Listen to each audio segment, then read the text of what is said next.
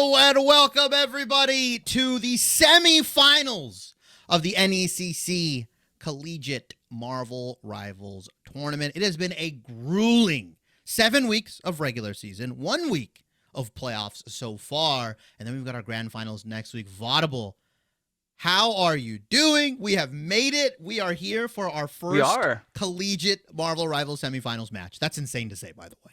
It's amazing to be here. Shout out to NetEase and shout out to NECC for even making this a possibility. The first ever official semester of Collegiate Marvel Rivals is almost at a close, and it's bittersweet to see the teams who have risen to the top and fallen by the wayside as they have gone through the motions in their individual divisions. I believe we've had 8 divisions that people have been able to compete amongst themselves to try and be the best that they can amongst their peers, and now we're in almost the final journey for these teams. Some of them will end here as well, depending on brackets, of course. For Div 1 and Div 2, I believe that they have those double elimination brackets, but we have the rosters here for our first series of the day. It's Grizz Maroon facing off against Kansas State University junior varsity, not the varsity team. We saw them a couple of times, and now I get to see the little bit of the JV action here, Shibby.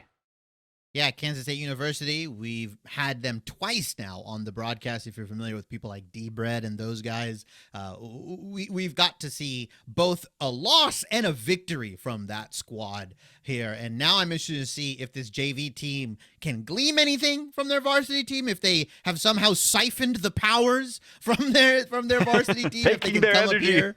Yeah, taking their energy, maybe a la Rogue potentially. But yeah, I'm interested to see if this, just junior varsity team can replicate some of the successes of their varsity team here. But they are going up against a formidable opponent, Grizz Maroon.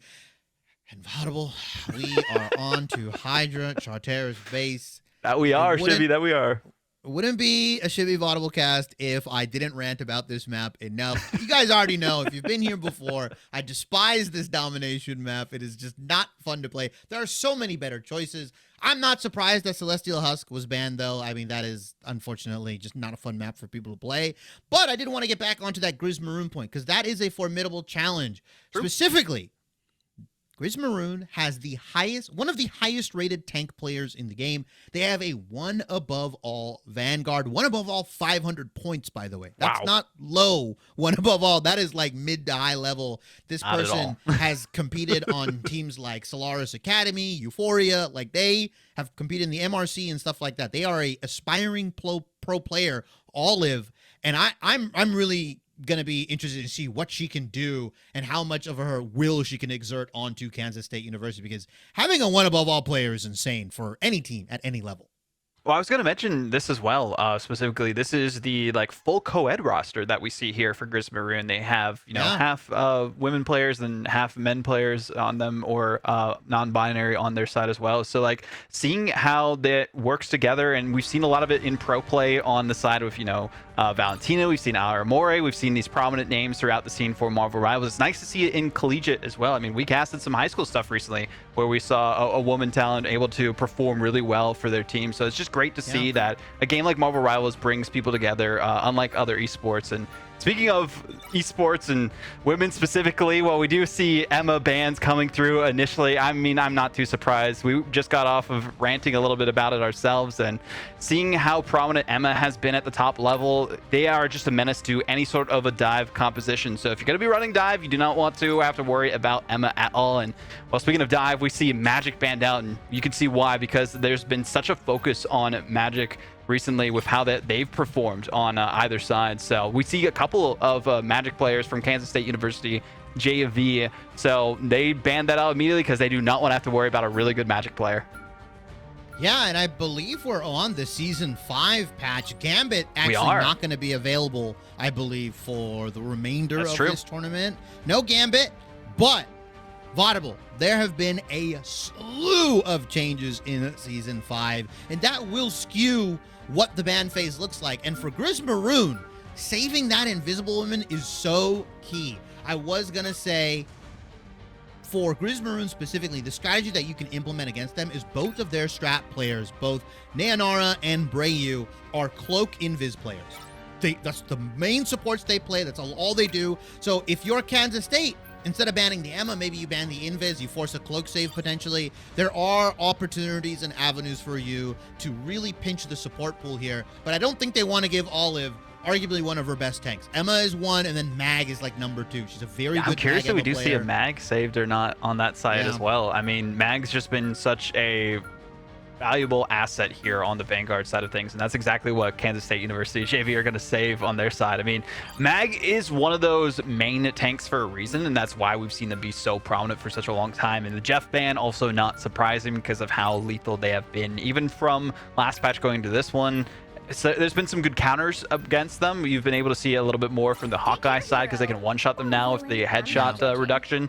And Namor, I mean, you saw the Hela get saved. You have to ban the Namor. If you do not want to deal with that combo, you have to at least get some part of it out of there. So, I mean, Hela is still going to be a menace in their own right, especially having that invulnerability with their Raven as they try to escape. They can stun people as well. Some good combos if people try to get too close to them. And as you see J-Specs, they're still going to be leaning towards it. So not too shocking with what we see coming out of both sides in terms of the picks and the bans, but it's all going to come down to these initial hero choices for either side. And Grizz Maroon, I like the options that they're going for. They have the Wolverine to try and deal with the strong tank line of Kansas State University JV, and that'll be really effective for them, especially depending on which area that they're going to be going through with the Wolverine on this map. You can deposit them off the sides depending on that spot as well.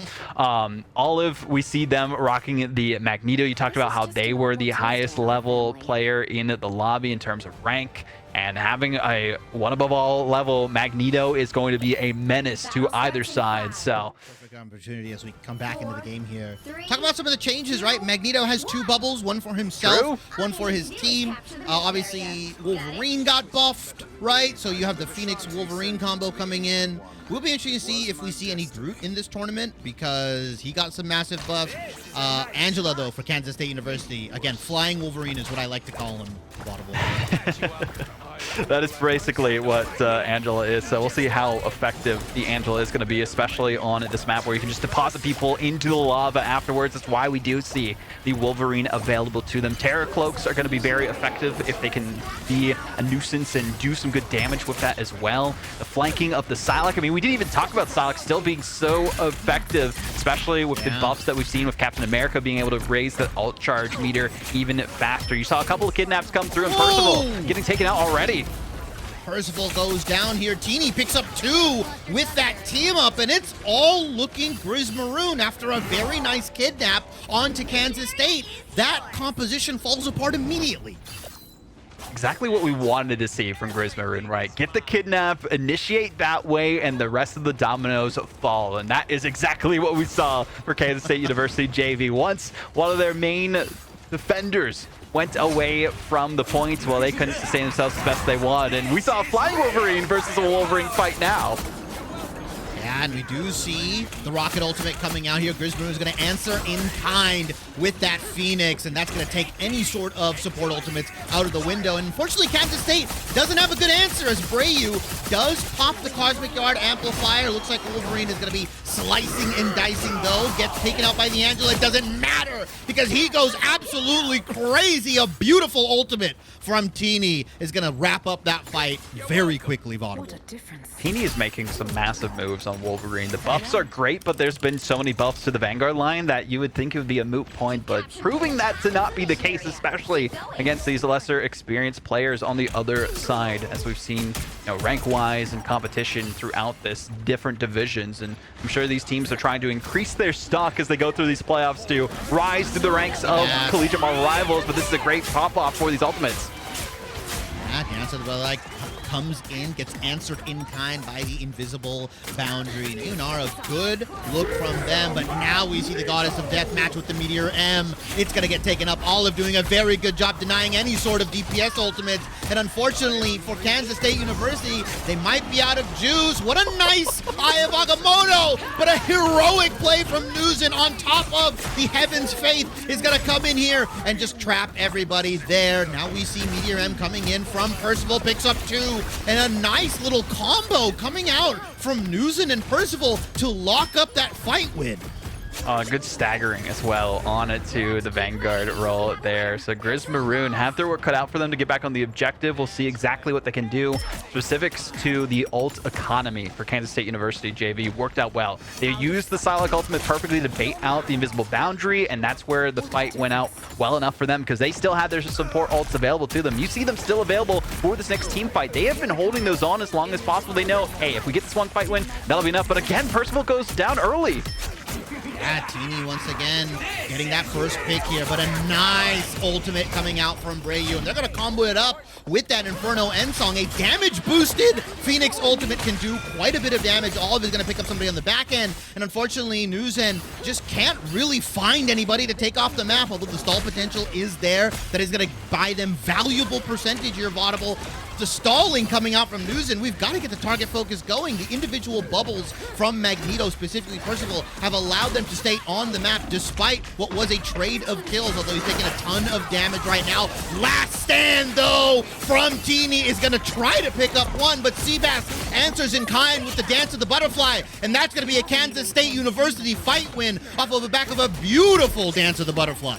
Because of how long Kansas State University JV lasted on that objective, they allowed enough time for Percival to get back through and use their bubbles effectively, take out the trash at the end of the fight as well, and sweep up the competition there. So this is a great look for Kansas State University JV, but will it be enough for them to hold on? I mean, looking at the ultimates as well, Olive does have that Meteor M available to them. They really just got to make sure that they have a good pick from it. It's a perfect positioning, too, for the Cosmic Giant Amplifier. We'll see if they can make anything of it, though. Oh, does get taken out by the End-Song Inferno, but it definitely bought them some time, and Seabass is trying to farm ultimate here. J-Specs, though, does have the Hella ultimate in tow. If they do push in, most likely Olive will respond with the Meteor M. Seabass is trying to farm the ultimate, trying to confirm some kills, but we do see the Heaven's Retribution coming in, and unfortunately, Teeny is able to take Seabass off of the map. Anytime you call, Teeny Me is there with an opening pick, and I think that might be the fight win for Grizz Maroon as they take down 3. Massive for them. We see J-Spec swapping over to the Doctor Strange, though, for the portal. It'll come through at the last moment. Barely a tick away for them to get into the action and try to hold things down. Nice ultimate coming out from Percival. Takes down Fuecoco, but then Olive answers in kind. Hikari with the Maleficence is going to come in and take multiple members. But wait a minute. Another take off the map. Kansas State University, unfortunately, were able to get it into overtime, but Grizz Maroon at the last second, Vodible, back off of Teeny Me on that Wolverine, is able to secure the point for themselves. Oh, that's so rough, too, because J-Spec swapping over to that Doctor Strange. You heard the eye as they can take it out as well, so they can't even use the Eye of Agamotto properly. It just seemed like wrong place, wrong time for a lot of those ultimates for Kansas State University JV towards the end of it, but also MVP performance from Teeny Me, right? The way that they were able to engage and initiate the fights early for their team, getting a pick against their Magneto, so that they didn't even have the bubbles to sustain themselves, didn't have the Meteor M so often in those team fights until they got back into the fray. So the way that Teeny Me was prioritizing their targets needs to be studied by the other squad, because they needed to find a way to survive at least a little bit longer. And the targeting of Seabass, because of how effective they were on the Psylocke, was masterful. Yeah, and Newzen has now swapped over to that Venom. And now I'm interested to see if they can actually get anything done, because Teeny Me probably salivating at the mouth seeing that swapped over, right? Angela has a little bit more survivability, has the ability to kind of duck and weave, whereas I would say Venom is a meatball for the Wolverine. Just a bit. I'm curious to see what Hikari can do here, too, on the Doctor Strange. We didn't see as much effectiveness from the other side of Kansas State, but using that dark magic, they are going to be just clearing things out as best as possible and making it difficult for them to even hold on to their ultimate abilities. But here comes everything popping through. Dance of the Butterfly responded with the invisible boundary, and we see JV coming in with the Eternal Bond. So that's multiple support ultimates coming out for both squads. We do see J-Specs, Goddess of Death is available for them, and Olive, crucially, does not have that Meteor M, but Seabass, unfortunately, gets taken down. Fuecoco on the Phoenix, gets the raw 1v1, and that should put Kansas State back temporarily. Confident team fight wins by Grizz Maroon to start these objectives on domination is great for them, and We did see potential for a pick there. Great heals on the side of Kansas State just to keep them at least in the fight. Pushing a little bit too far forward as the sight lines are still available for Grizz Maroon, but eventually they are going to have to start something. We did see the Hell Unleashed come through. We'll see if it gets any picks though. Goddess of Death looking to do some work. It's taken out immediately on top of the Cosmic Yarn Amplifier. Olive picking up that kill. Does get respawn though. It's still a 5v6 as Fuecoco picks up Seabass, and look at Teeny hunting, salivating at them out, looking for a tank, saying give me all of them, as multiple ultimates coming out from Kansas State. We see the Meteor Ram into the Feast of the Abyss, damage boosted by the Rocket Ultimate, but it's just not going to be enough. Grizz Maroon is staying in because the Invisible Boundary is still there, and we have Olive holding on to the Meteor Ram. Fuecoco walking Kansas State down here. That's 3 going down very quickly after a heavy investment of ultimates. So many ultimates by Kansas State University JV, and that's what I talked about for the first objective here, Shibby, is that they didn't really time their ultimates as well as they would like. They were doing really well in the 1v1s against the other team, able to take them out a couple of times, and we did see one go down for Grizz Maroon towards the end, but the beacon brought them right back into the fray, so nothing that they could really do to counteract that, and they still need to make sure that they target everything else that's available to Grizz Maroon, especially when you have a rocket on the other side. Those amplifiers have been so lethal, and the timing of these ultimates from Kansas State not as good as they would like to be. So good at target firing here, as we see from Grizz Maroon, just to keep them off the objective as long as possible. Build up that percentage, and eventually, if they drop one like they did there, it's going to be enough. Seabass is going to pop the legendary here. Olive, again, doing a massive job with the Meteor M, just trying to absorb as much damage as possible, and Seabass gets taken down by Olive right at the end. 1 HP, what a shot from her, as now we have the Cosmic Yarn Amplifier with a massive I Am Agamotto landing onto multiple members. The support line is kaput. 2-0 for Grizz Maroon on map 1. Statement made, especially by Hikari, and they said to bet on them, and that's exactly why we are betting on them throughout the rest of it. That is the way you play Doctor Strange, and they are the Sorcerer Supreme whenever they have control of the battlefield. But Olive was the MVP, of course. She was the one keeping their team alive through the dives and the ultimates that came through against them by Kansas State University. Even as you talked about, the damage boosted Feast of the Abyss just didn't do enough damage to them because they had so much sustaining them on those last team fights. And you can see the stats here that tell the story of it. The survivability of Grizz Maroon is really what ruled the day here. Didn't really lose as many team fights. Individual picks didn't work as well against them. And the one who was targeted the most was Hikari. And once they were able to lock in on this Doctor Strange towards the end of it, they couldn't be stopped. Yeah, the reason why Olive is getting that MVP as well is like normally, oh, okay, well, Teeny has 12 finals. Like they did a lot of work. The difficulty it is to secure 11 final hits, being the second most on your team as a Magneto, as a Vanguard player, is tough. You have to be aware of everything that's happening and being able to capitalize on the DPS that your duelists do, right? We saw Fuecoco and Teeny get multiple people down to like half a health bar or quarter of a health bar, and that's Olive coming in and finishing that off. Without Olive, I doubt those team fights go in the way of Grizz Maroon there. So very well played. Bubble placement was excellent. Not a singular bad ultimate from Olive as well. And that's just kind of what you get when you have a one above all player.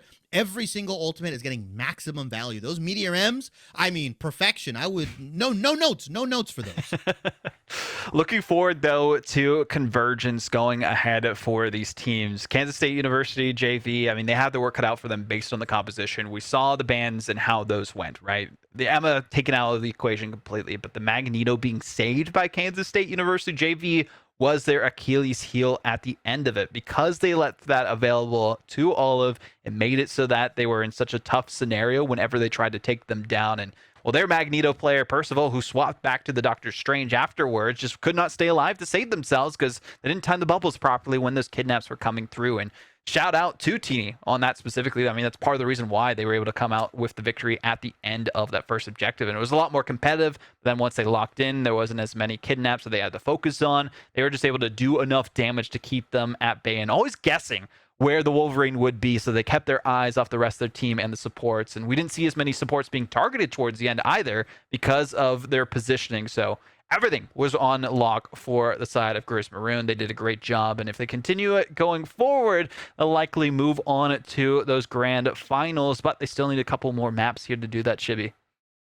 Yeah, and I'm interested to see the research that Kansas State has done into Grizz Maroon, because from my experience and for what I'm looking at, as we do get Hall of the Jollia for our second map, fun convergence map. I love it. It's been played a ton. I feel like there's always, new stuff we're learning as different heroes come out and different buffs come in. But in regards to Grizz Maroon, I think they're relatively exploitable when it comes to their hero pools, right? Yeah. Teeny Me only plays Wolverine and Mr. Fantastic.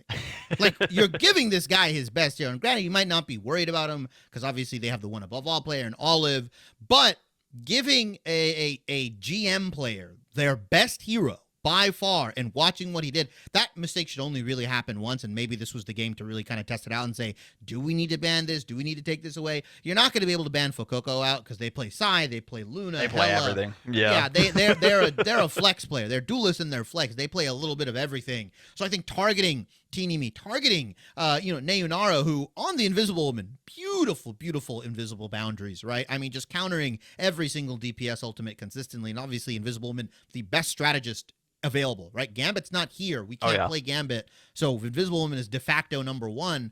And both of those supports on Grizz Maroon, they play Invis Cloak. Those are the two most played supports for them. So I think Kansas State, maybe just bite the bullet, fight Olive on her Emma, and then you just start targeting, on paper, the weaker links of Grizz Maroon, right?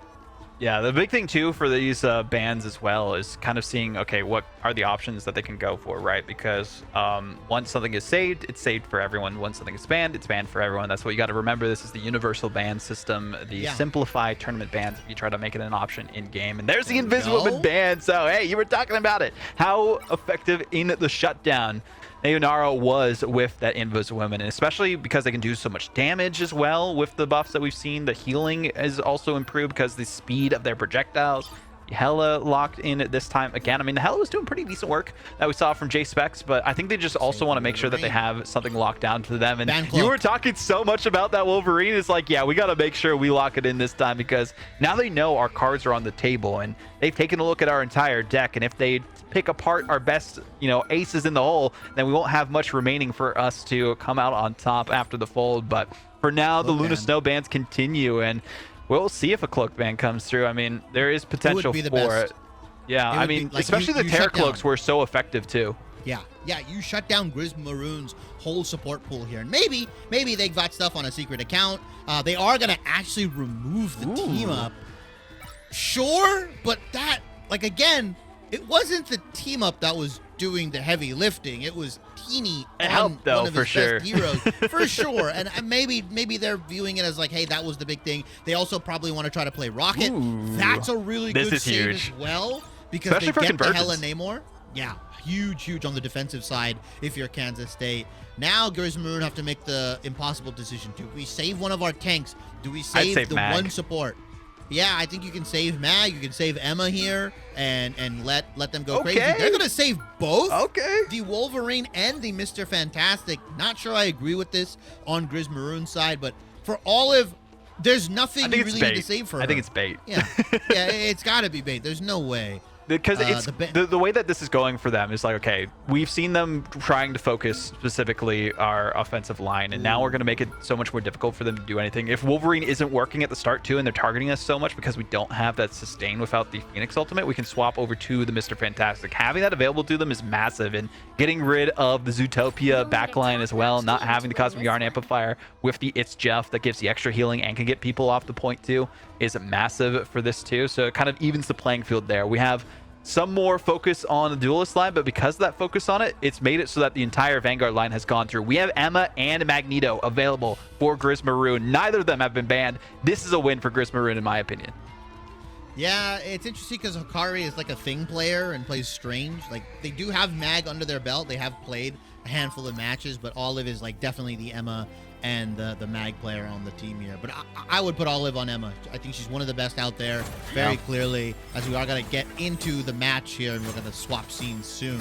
Yeah, I like Newson actually on it too. That might be part of the reason why that they didn't ban out the Emma this time. But you see the mag Emma. If it's available, you're going to take it. And I also like seeing the Punisher here for Teeny Me to throw them off guard a little bit as well, have that extra damage available to them with the Mantis. This is massive, actually. And now they're going that triple support lineup so that they can go for the reses. This is going to be rough.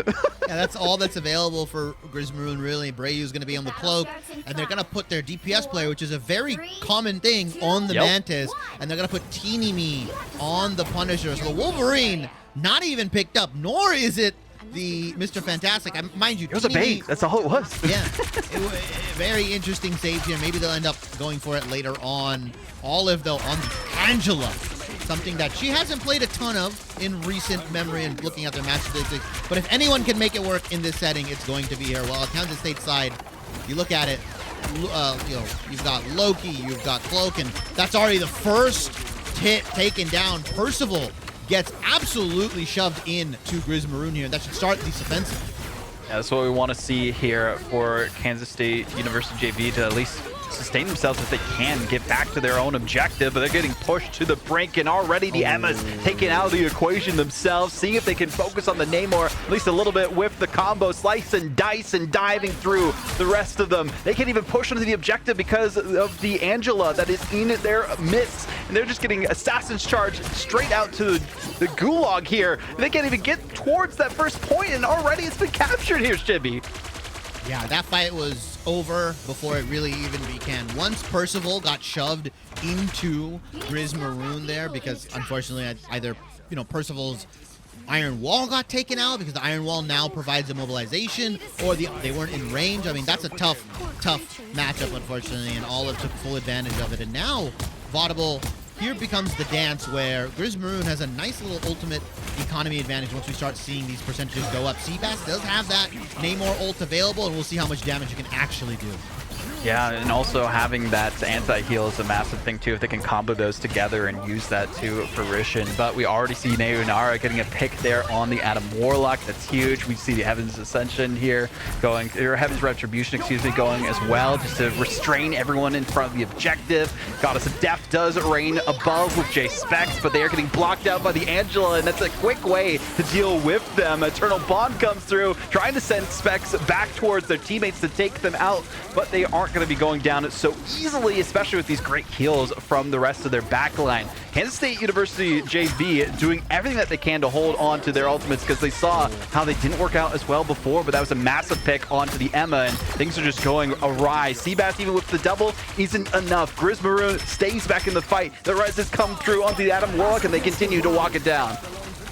An Eternal Bond coming in from Jay to contest at the last second, but Ari does whiff the Meteor M, and now we see the Psionic Seduction coming in. That's going to be Newzen trying to stall, and it's doing just enough. Like you mentioned, Vodible, that double kill coming out from Seabass starts the flame, the flicker of defense, and Grizz Maroon actually get held.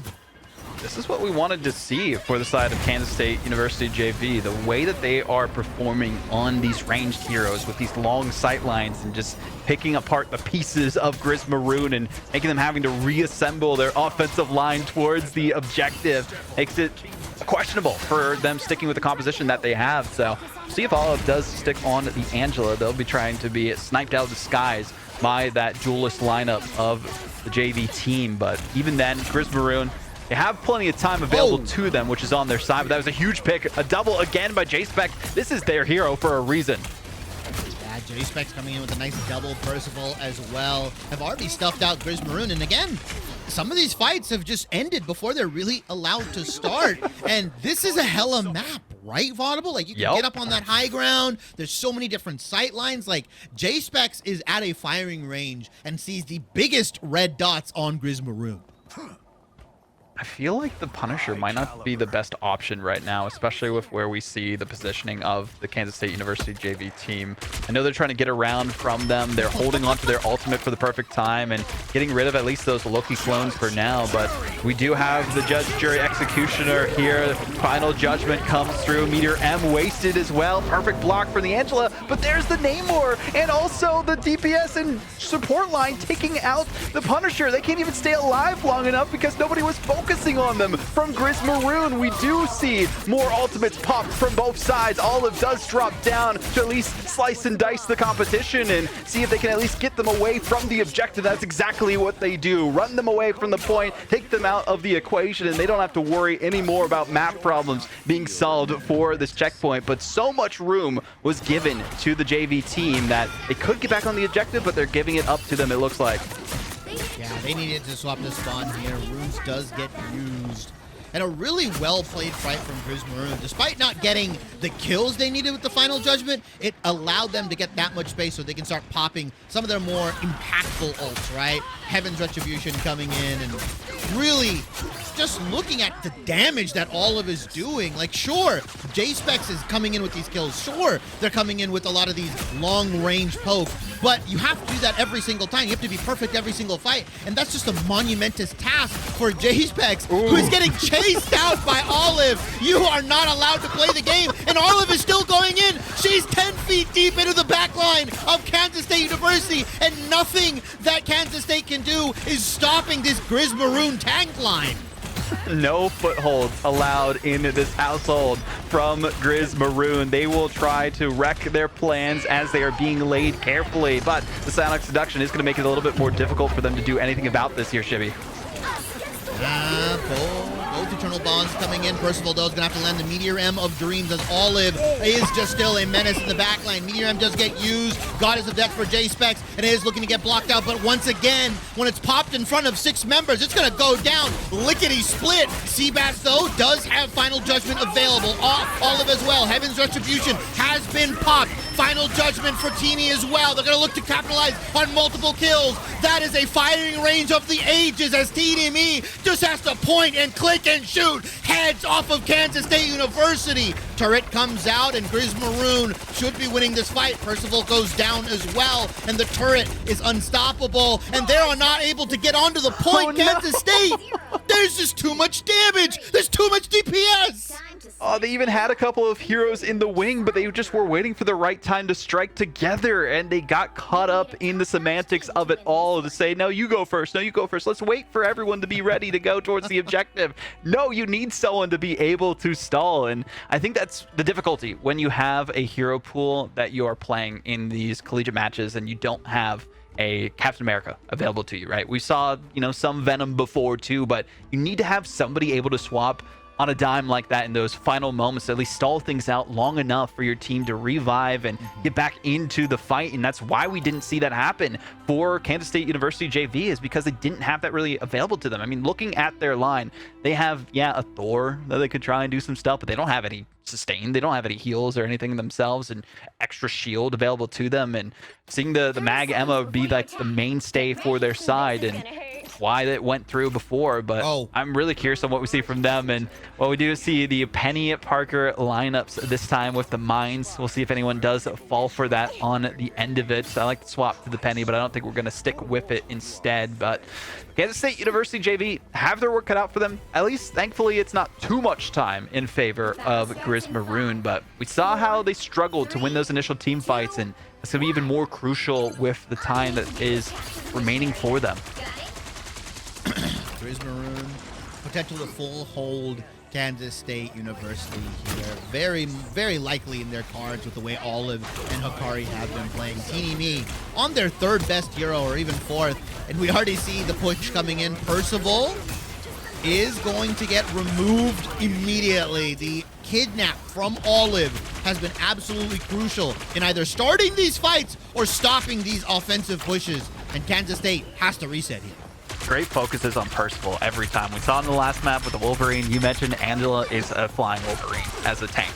And that's what they were doing, focusing the Magneto because they have that sustainability with their bubbles, the self bubble, the support bubble that they can do with their teammates if any ultimates do come out eventually as well, and more kidnaps. They don't want to have to worry about that. So getting them out of there quickly just makes they can build up their ultimates a bit safer than what we would have seen previously. So I'm liking this positioning too from Teeny Me, just to make sure that it can build up their final judgment, staying away from the terror cloaks as best as possible. Do have the horn come through as well, but misplaced and mistimed, and it's back to the stomping grounds for Kansas State University JV, where they're just struggling to find the best placement for their ultimates.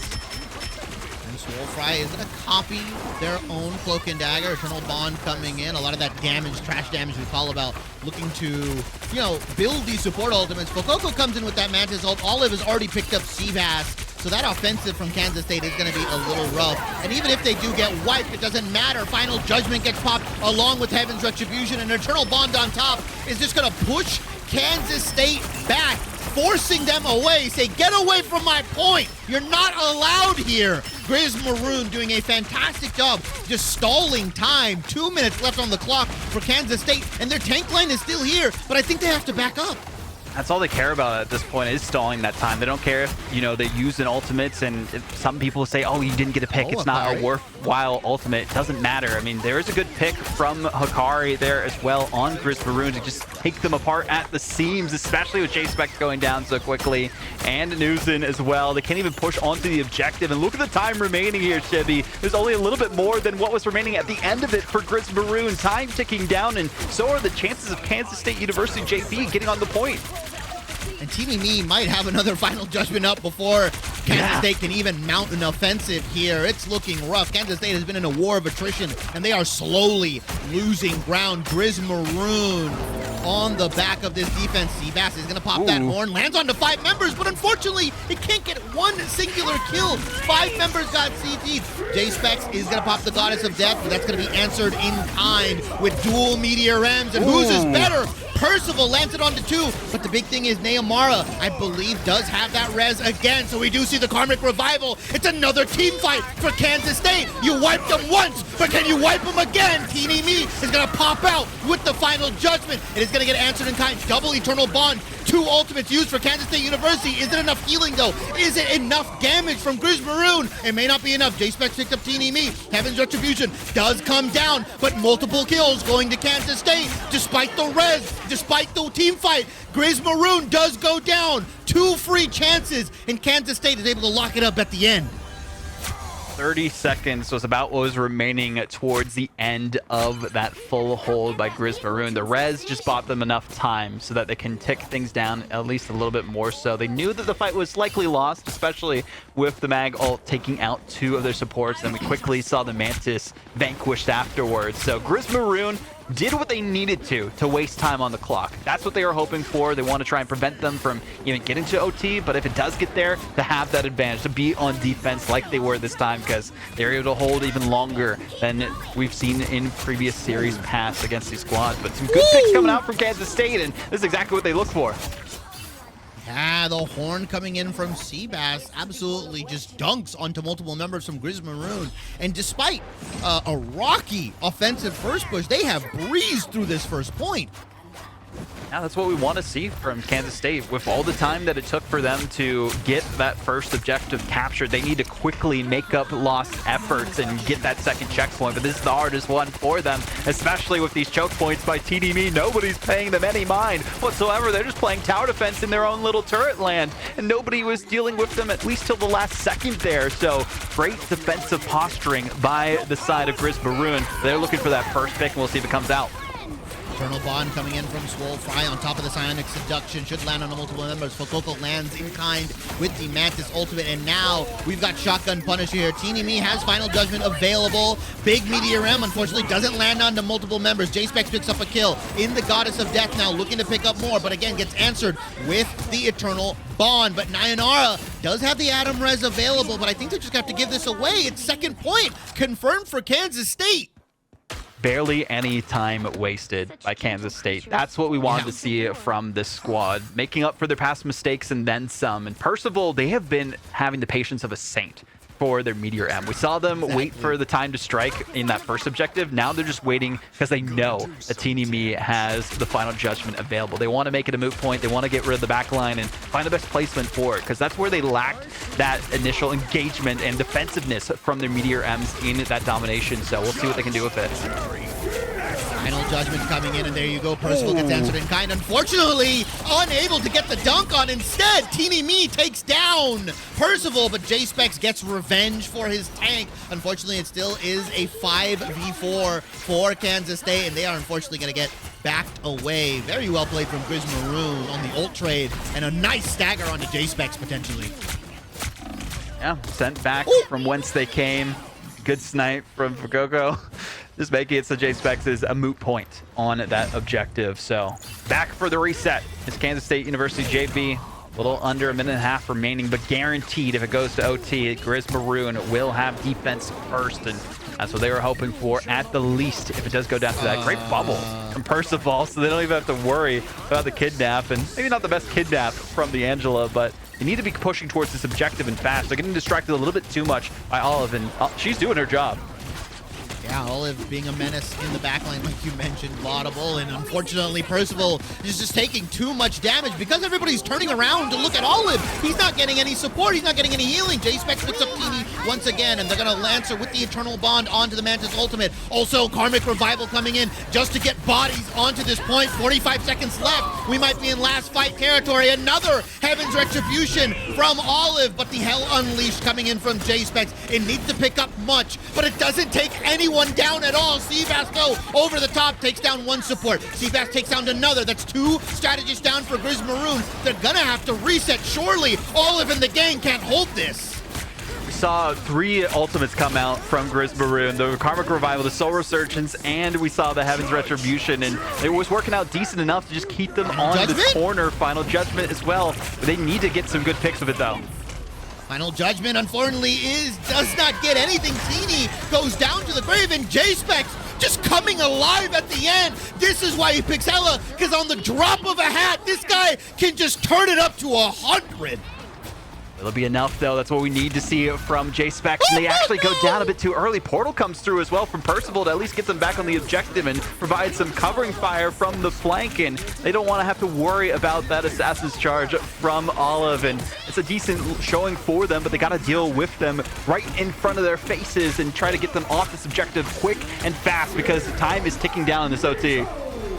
Meteor M coming in from Hikari. Fortunately does get blocked. JV pops the Eternal Bond here. Both Eternal Bonds get popped here. Percival, though, is building up towards that Eye of Agamotto. 85% right now. Swolfry also has the copy available, but is it enough? Nice Heaven's Retribution on top of the Mantis ultimate. Should give them enough sustain, but here comes the Eye of Agamotto. He's got to look for something massive right now. It wants to be popped. He's looking for the moment, but he's got to get it before he gets taken down. There's just so much damage on the side of Grizz Maroon. Nayanara as well has the Karmic Revival. Seabass does pick up Teeny, lands the Eye of Agamotto onto 2 members, does get slept, but it doesn't matter. Born again, Karmic Revival, Grizz Maroon, they're back. They didn't hear no bell. Kansas State University has to fight them once again. Overtime, last slit, but J-Specs again comes back alive. He's looking for the headshot. He's looking for the kill confirms. Can he will his team to an overtime victory? He's gotten down multiple members. The portal comes in from Grizz Maroon.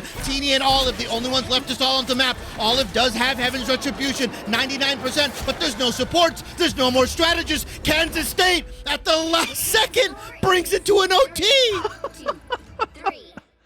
That was an Avengers level threat faced off by Kansas State University JV, and they vanquished it at the end. They didn't hear no bell, and they felt they could do it all day.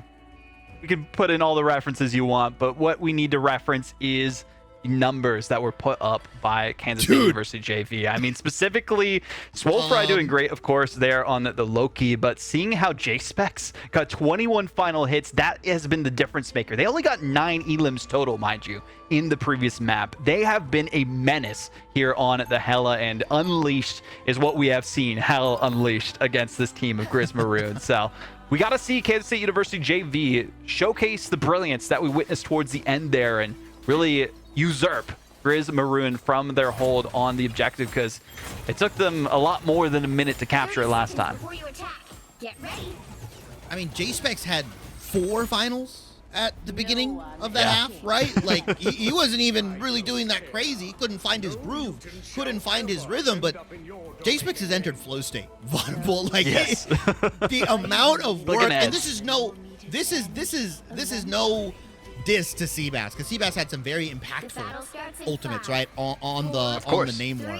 But realistically, J-Specs carried that last fight, carried the last 3 fights, if I'm going to be quite honest. Yeah. It was finding the kill confirms, was finding the headshots onto multiple members. Teeny Me, Brayu, Neonara, they just could not escape his line of sight here. And now, let's see if Kansas State, like you mentioned, can get this going, because 15 seconds have already passed. They only have a minute to take this point.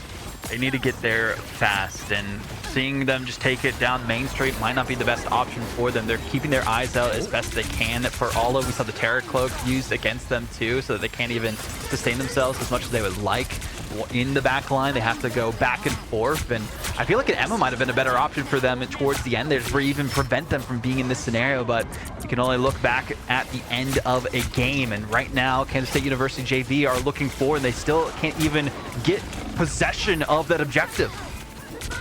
Yeah, just playing ping pong back and forth, this time with flying bullets and daggers, and Grizz Maroon is building up their support ultimates. Wolfry is going to have theirs first. The Eternal Bond does come in. Last time we saw this scenario, they unfortunately did get matched here. Brayu has their Eternal Bond, and now we see Shotgun Punisher coming out from Teeny Me. A big ultimate coming out from Akari to try to stop the offensive, but unfortunately it gets stuffed out. Very well played from Seabass to get into the bubble, and they're going to drop the horn onto multiple members. Teeny Me does get taken down. Neonara does have Cosmic Revival available, but we do see Hakari trying to do what he can. Multiple bubbles and cooldowns are down. Karmic Revival gets popped maybe a little too early, but that's their only DPS. He has to get back into this fight. It doesn't matter. Final Judgment gets used. Does not get taken out by Percival. The Meteor Ram is not enough, and Teeny Me with the revival comes in at the last second. No portal, no problem. Kansas State University, get help.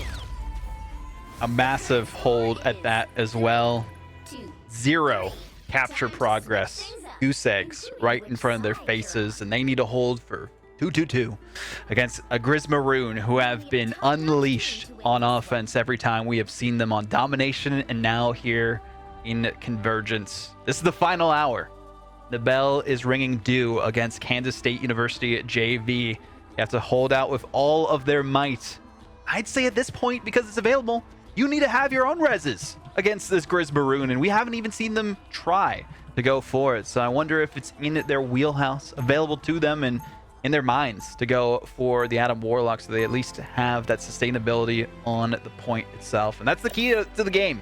Go on defense. Keep yourself sustained in these fights, not overextending. And well, we do not see the Adam Warlock come out. They're opting for what we saw at the start of it, this composition with the Mag Emma, the Hella Namor, and then the support line of Loki and Cloak and Dagger. I don't think it's going to be enough. Yeah, interesting to see what Kansas State is going to burst out here. I mean, J-Specs has been, as we do see some shenanigans here, the spotlight with the cat emote. I love it when Rivals players have a little bit more fun here. But yeah, Kansas State University are going to have to rely on J-Specs here to just get these initial picks. He has been doing very good when the space has been allotted to him, but they've got to hold it for twice as long as Grizz Maroon did, and a little change here. 15 seconds will get burned off the initial just getting to the point and running through main, but Kansas State need to make sure that J-Specs is in the position on these long sightlines, headshotting multiple members here, so that Grizz Maroon have to reset constantly. That's their best way to try to get these kills. Soulbond does get used. Olive already takes down Seabass, and it's already a 6v5. Grizz Maroon can leisurely stroll into this point. This is what we're expecting, the damage that's being unleashed by them. They have the Terror Cloak for that damage boost as well, and they do have the Mantis keeping them damage boosted up on their side so they can quickly deal with the other team. And diving into their backline, there's not really much that they can do here, Shibby.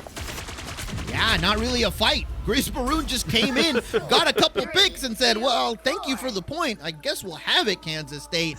Not really much of a defense for the JV squad here, and they are going to be facing match point against Grizz Maroon as they are now down 2-0 to this amazing collegiate squad we have. Comp diff is all I got to say at the end of it. We did see Olive, do great work in the last map, great work this time, but it was a full team effort by Grizz Maroon for them to come out on top at the end of it. The Adam Res is the difference maker. Regardless of how individual players performed on the side of Grizz Maroon, the fact that they were able to get back into the fight so quickly and use their ultimates so effectively, the damage boost also, because they were able to put up so many damage numbers against their opponents, made it difficult for them to even stay alive in those team fights, especially towards the end where we saw the holds continue forward. And even with the Adam Res coming out at the end and getting thwarted by the Goddess of Death, it was just a moot point because they wasted as much time as they needed to. They knew that they could hold things down, and not seeing a single swap to an Adam is just frightful for the side of Kansas State University JV. They need to ban out Adam in this next map or they're going to be going down 0-3. Yeah, I just think, like you said, Grizz Maroon has the comp adaptability, right? They've got the hero flexing. It's really weird when I say that because when I did my initial research, like I said, some of them are a little bit exploitable, but Olive being able to bust out the Angela, right? Doesn't even play it that much, allowing Hikari to land those Meteor M's multiple times onto big key picks here. It's just tough for Kansas State. I think they kind of have to focus in and say, do we limit the support line? Do we limit the tank line? I like the fact that, they were able to kind of lean on that Hella, but I don't know if they're going to be able to get that again. J-Specs almost single-handedly won them that game there, if not dragged Kansas State to that overtime round. That's a tough spot to be in, right? To see exactly how things went down towards the end there. But we'll talk more about it. We can delineate amongst ourselves as much as possible about what they're going to be banning and protecting in the next game. But before that, we'll be taking a quick break. Hello and welcome back, everybody, to the semifinal match between UMT Esports and Kansas State University JV, or Grizz Maroon, as the other team is known as. They got two different names. We are in for our potential last map of the series. Grizz Maroon is up 2-0. But Vodible, if there's ever anything that happens with us, there's almost always a Game 5 scenario. And Kansas State University, at least their main team, is not adverse to that, right? They know they've been in multiple Game 5 scenarios. Two of them, at least, yeah, they can channel it. They can channel it here. Maybe they can channel their varsity team here. We're not going to go to Spider Islands. Favorite map of mine. A lot of verticality, right? Really high buildings. All the points, I think, can have a lot of skill expression on what you want to play and how you want to play. Very good Hella map. So if Kansas State University, J-Spec specifically, can get that Hella again, I don't know if he will, can potentially do some damage, but I don't know. I feel like Grizz Maroon, if they just want to take the hell out and ban it, I think that's the smart move. I think these players need some made in Wisconsin, something that goes great with gaming. It's from Wenzel's Farm. Legendary Wisconsin meat sticks since 1977. 14 mouth-watering flavors. Meet your heart out. Wenzel's Farm legendary Wisconsin meat sticks since 1977. But the magic goes away immediately. Not too surprised on this one. That has been a constant ban for them. The Invisible Woman ban made it more of a fair fight for Kansas State University, so they're going to go with that every time. And locking in the Luna Snow is a big change here because we saw that banned both maps from Grizz Maroon, so that they only had to rely on a Loki in that last map and wasn't as comfortable as they would have liked. I mean, we saw some good looks from Swole Fry. They got the SVP, but now we do see a difference here on the other side for Grizz Maroon. They're going to be banning the Hella. They do not want to deal with it, and that is the way to do it because we saw how effective J-Specs was on it. Yeah, and I want Kansas State to ban this cloak. Like, I want them to force Grizz Maroon onto ban subpar the healing. Adam, though. You gotta ban the Adam. Can ban the Adam. They're gonna ban the Wolverine because of that Phoenix save. They're like, oh crap. They have to. That's true. They're gonna go Wolverine. They're gonna go Wolverine. Now that does put Grizz Maroon in a tricky situation. I will say,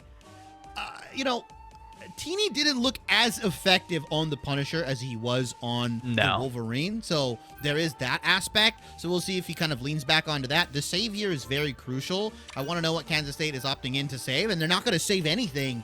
That's a misplay, I think, in my mind. But maybe they don't want to give too much of their strats away. Could be. It might have been like a miscommunication on that side of things too. So we'll see exactly what the countermeasures are going to be from Grizz Maroon. Again, that is the big thing. Saving something does save it for everyone. So not going for a save means that it's easier for you to ban other stuff too, and you get a more of a read from the side of Grizz Maroon. So they are going to be locking in that Punisher there. Mag ban could work on their side. I mean, we saw Olive very effective off of a mag. Hikari was really good on the Doctor Strange too. That worked out well for them. But it's a group ban. And, you know, we haven't seen a group played yet, and I didn't think we would see one. But this is the map to play Groot on. Sure, but I mean, if you save the Punisher, I feel like the group ban isn't as necessary. Groot still struggles against high DPS duelists like Phoenix, like Punisher. So maybe it's just like a preemptive ban here. I would have liked to see Grizz Maroon ban the Magneto simply because Olive doesn't need mag as much as I think Kansas State would need it to counter the Punisher. But I do like the Angela being removed because if I'm Kansas State, I don't like playing against Angela. Well, you know what is available here, Shibby?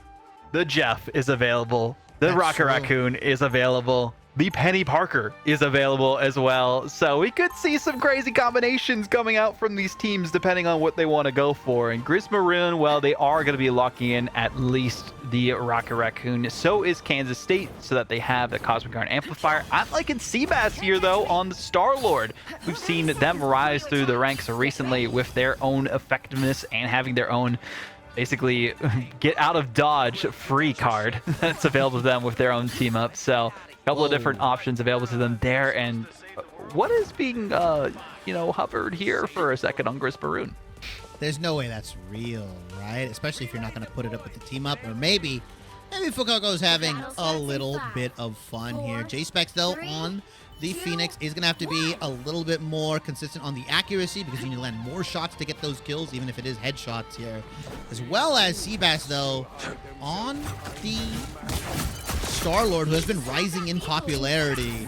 Fuecoco, though, has swapped over the Scarlet Witch, and on a hero that I actually think is pretty good. Got a damage buff recently, 5% added, and giving damage to a hero like Moon Knight specifically, who builds their ultimate so quickly, is very, very disgusting. And we should see this ult start building up very soon. If they can actually land the onks and stuff, though. You gotta work on the Moon Knight a little bit. You don't necessarily need to hit the onks, though. If you want it to bounce off the opponents, then you actually get more damage from that, because the onks, every time it bounces off an opponent, it reduces the damage that goes amongst the rest of them. So that could be the strategy for it, trying to see exactly where they want to place it. But this is a good walk down from the side of Grizz Maroon. They haven't had to worry at all against Kansas State University JV. Needed to change their game plan to at least survive in these first team fights. But the consistency continues for Grizz Maroon after they got out of their solo queue mindset for Fuecoco for a second.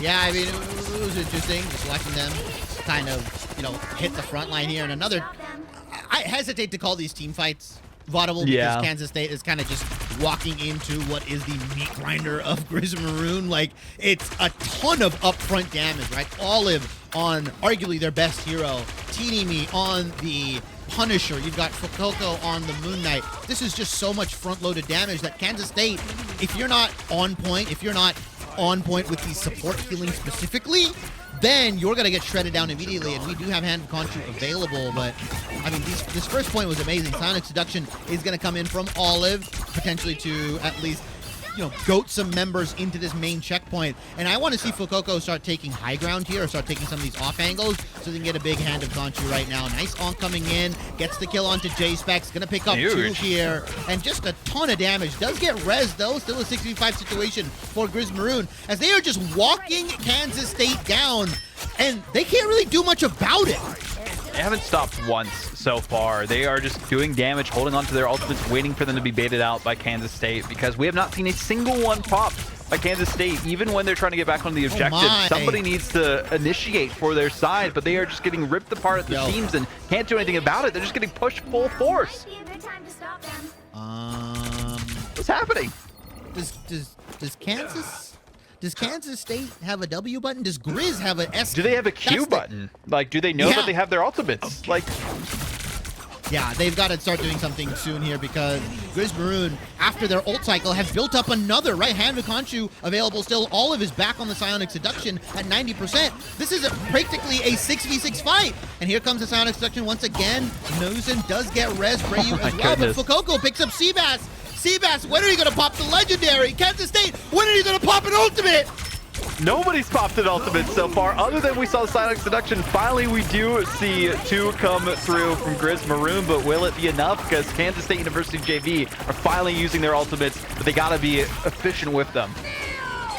Yeah, Psionic Seduction coming in just to at least buy them some space. Grizz Maroon does have to respect it. We do see the Meteor End coming in from Percival. Teeny Me does get seduced, but not for long, as Kansas State University are able to momentarily push Grizz Maroon back, but double Cosmic Yarn amplifiers are going to come in. Seabass, though, does have the ultimate. Legendary coming in with that damage boost is going to take down Neunara. Hikari does take down Seabass, though, and Brayu is just trying to do as much DPS as possible. Does have the End Song Inferno dropped on their head. Unfortunately, J-Spec's not able to get anybody. It's completely useless. The ultimate whiffs, and unfortunately does go down, does get res. Percival, though, is going to pick up one. Brayu does res Fuecoco, and another set of kills are getting traded back. Teeny picks up Percival, Seabass onto Hikari, and J-Specs is just trying to do as much as he can, but all the meantime, Vodible, this card has never stopped, not once. It has kept on going, and another Psionic Seduction coming out from Olive. This should just be the game end, or at least a round end.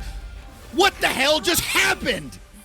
That is called a series ender, Shibby. There has not been an answer here on Spider Islands that Kansas State University JV have been able to figure out. They had a complete puzzle in front of them, and they lost all the pieces in front of their eyes as they kept losing ground time and time again through the beginning to the checkpoints and now to their demise at the end of the road. And well, they're staring at the edge of an 0-3 finish in this semifinal. Potential for a consolation third place prize matchup if they do fall here, but they have their work cut out for them and then some to make it the distance and at least have another OT scenario. But 3.5 minutes was the time granted to Grizz Maroon. No time is going to be given so easily to Kansas State.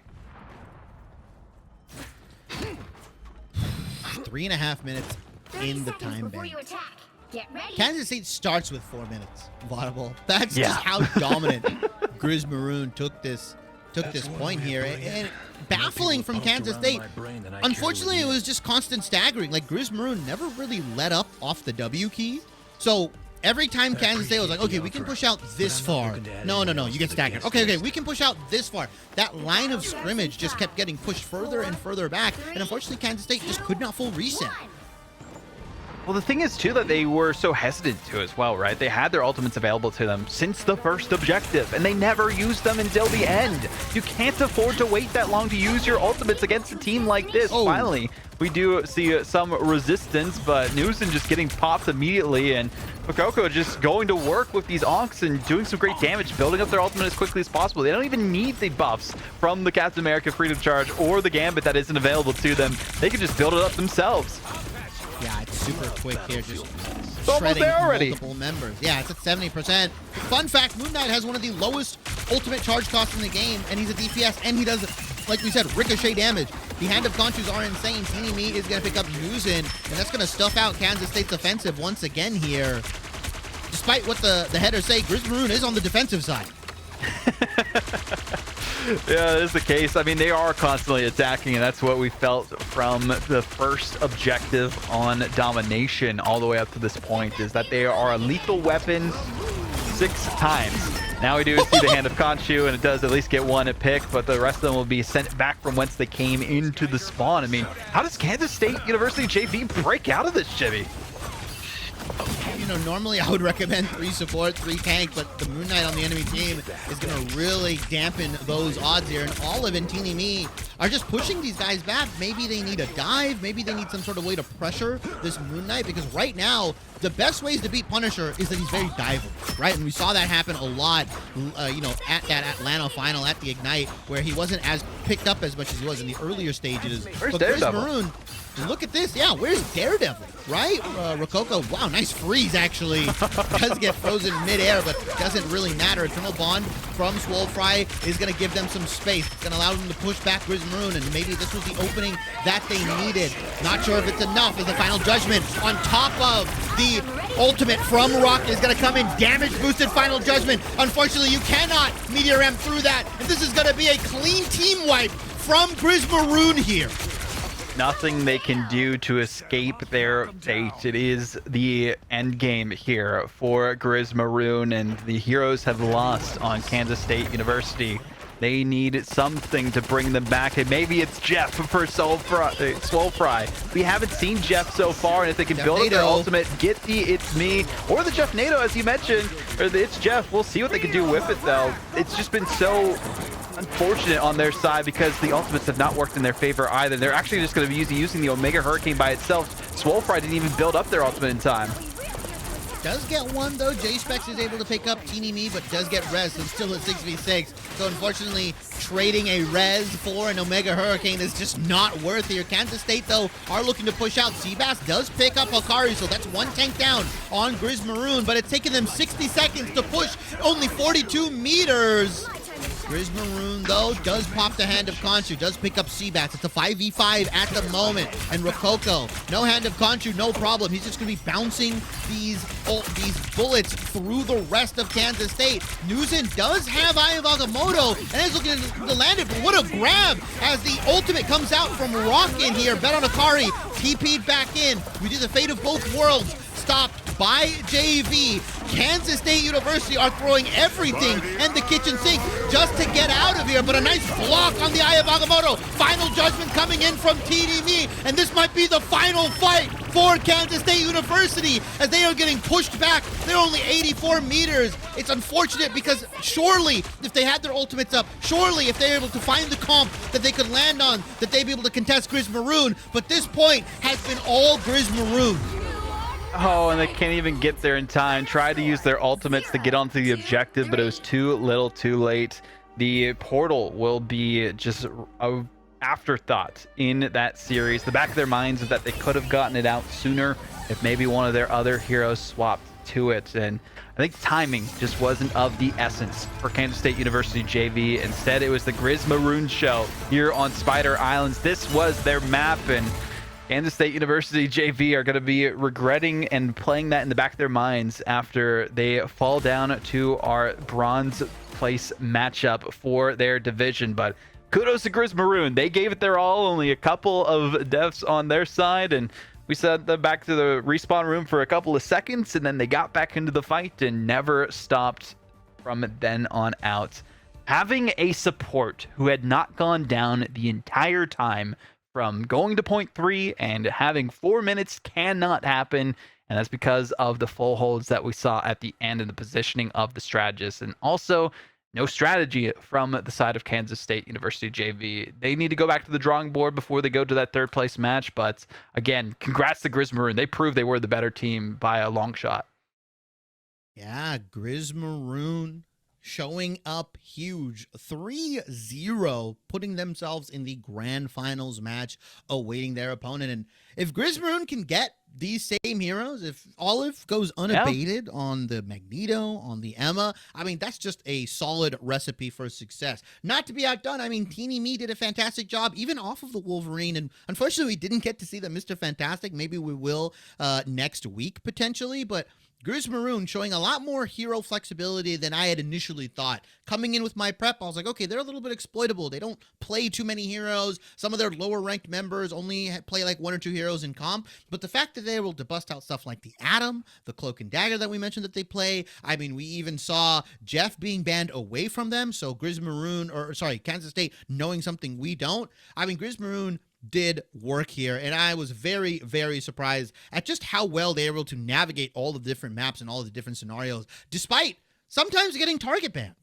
Yeah, I mean, it's tough when they're getting target banned like that too, because they don't know exactly what to do in those scenarios, especially for teams like Kansas State University JV, and I feel like the ban phase just didn't go in their favor so often. They didn't know what to target because of the flexibility of that Grizmaroon roster, and that's where your greatest strength is as a team, having that flexibility, making it so that, oh, if they ban anything, we're fine. We got another comp that we can go for. So shout out to Chris Maroon, though. They said thanks for streaming. Thank you guys for playing in the competition here. They're going ahead to face off against the winner of Crimson and ATU Green. Crimson is the #1 seed here in the West playoffs for Division 4. So best of luck for them if they face off against that squad, or ATU Green, which is, I believe that's Arkansas Tech University, and Crimson is the team of University of Denver. So some great teams still competing in that division, but I definitely keep an eye on this Chris Maroon team to rise through the ranks as they come out on top, maybe move to Div 3 in the future with their performance there. But either way, Shibby, we do have to take a break. We have another series ahead of us. It is UBC Thunder versus the University of Alaska Fairbanks Varsity. This is an Upper West Coast competition. We'll see how it goes down after this.